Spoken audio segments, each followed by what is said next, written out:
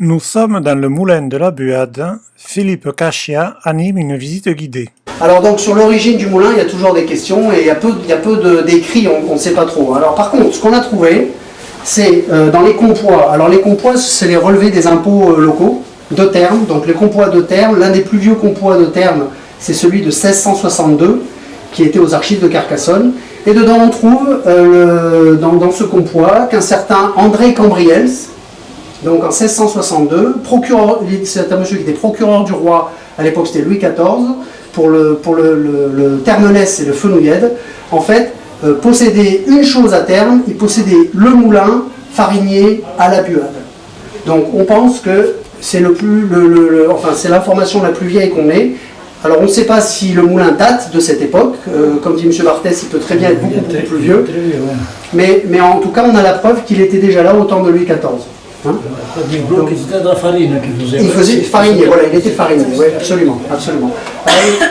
Après, donc on trouve, il y a un deuxième compoint un peu plus vieux, où il y a un certain Estienne Cambriels, qui est le fils de André Cambriels, donc qui habitait Villerouge-Termenès. Hein. Et son fils, lui, il avait des terres à la Buade. Donc on n'arrive pas bien à lire le compoint, il est possible que ce soit le propriétaire suivant. Hein.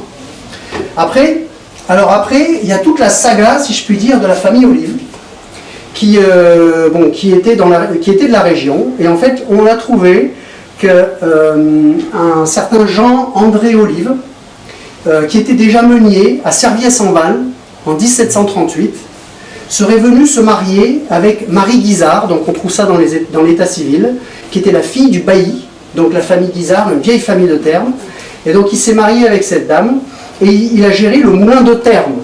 Pas le moulin de la Buade, a priori, le moulin de Termes, parce qu'il y avait aussi un moulin dans le village de Termes. Hein. Donc on sait qu'il était meunier à Termes en 1738, et c'est un monsieur qui sait signer son nom. Donc quand on regarde les vieux actes notariés, il y a très peu de gens qui pouvaient signer leur nom. Hein. Souvent les gens mettaient une croix, à part le notaire qui faisait une belle signature bien compliquée. Donc ce monsieur savait signer Jean Olive. Et donc il devient consul, donc c'est un monsieur éduqué qui gérait le moulin de Termes à cette époque. Puis ce monsieur a eu beaucoup d'enfants, dont 4 fils. Et chacun de ces fils est devenu meunier dans le coin. Alors il y a André, on sait qu'il est meunier à la Buade en 1773, et on a les compois ici, vous laissez les compois d'André Olive. Donc sur toutes les terres qu'il a à la Buade, on arrive à lire ici qu'il possède le moulin de la Buade. Hein, au milieu des terres. Alors après, il y a un certain Pierre Olive, qui était lui meunier au moulin de Saint-Jean, à la Roque de Fa. Parce qu'il faut dire qu'à l'époque, c'était la tradition que l'aîné restait au moulin. Et les autres partaient chercher les meilleurs. Ils partaient à Servières, ils partaient du côté de Quillan. Là c'est exactement ça, puisque le troisième fils est meunier à Termes, le quatrième, Jean, était meunier à Féline-Termenès, puis après à Villeflour, près de Carcassonne. Voilà, donc on voit là la famille des meuniers Olive qui s'élargit, qui a fait plusieurs branches de la famille Olive dans la région, probablement, hein, mais qui date donc enfin en tout cas à Termes, au meunier à Termes, qui date du XVIIIe siècle. Alors on voit que ces gens ont vécu la Révolution française, hein, de 1743 à 1817, 1819, et en fait on a trouvé le cadastre napoléonien, vous pourrez aller voir un peu plus près là-bas, qui lui date de 1825, et sur lequel on voit le moulin de la Buade avec les dépendances à l'extérieur, donc les mêmes bâtiments que maintenant, donc un bâtiment comme ça avec le Sou, la rivière qui passe à côté, et puis un bâtiment derrière qui est vers l'extérieur, et en fait il n'y a pas de route. En 1825 il n'y a pas encore la route, puisque la route date du début du XXe siècle, 1903 ou 1905 par là. Et donc les gens arrivaient par la montagne depuis Termes et venaient en cul-de-sac au moulin. C'était la route de Termes au moulin de la Buade. Donc ça devait être un moulin très important pour que les gens fassent tout le chemin à pied avec les mulets pour transporter le blé dans un sens, la farine dans l'autre sens.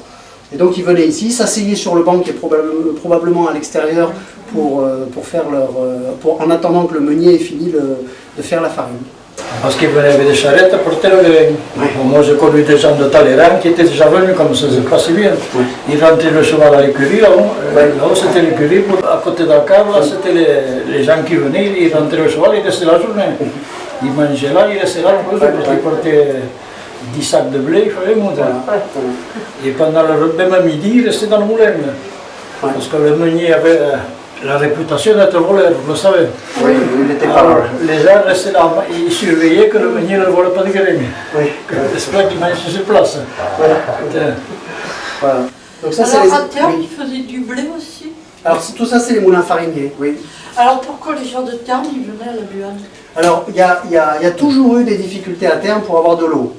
C'est-à-dire que c'est peut-être pas la seule explication, mais après, une des explications, c'est quand on regarde, il y a même des écrits, il y a même un procès intenté par le meunier de Termes contre les habitants de Termes, comme quoi on lui prend de l'eau nuit et jour, sans arrêt, et qu'il n'a plus d'eau pour faire sa farine. C'est pas drôle, hein? Et en fait, le béal du moulin de Termes fait tout le tour, fait un arc de cercle comme ça. Et en fait, sous le béal, il y a tous les jardins des habitants de Termes.